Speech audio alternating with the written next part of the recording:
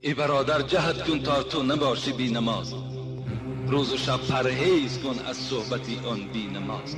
صحبتی بی نماز را کجا میبرد؟ ترا دوزخ میبرد. آدم بی نماز، گفته حضرت حافظ، هر آن کسی که نیست در این حلقه زنده بعیش، بر او نمرده به فتوای من نماز کنید.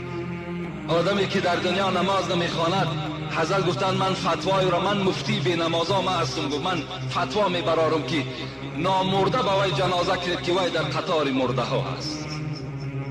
وی آدم هلاک شدگی است. با آدم هلاک شدگی چگونه همنشین شوید؟ چگونه رفیقی کنیم؟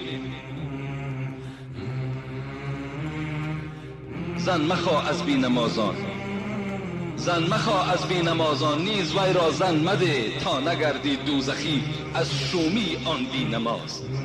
حضرت میگوید وقتی داماد خانه شما قدم زد، ای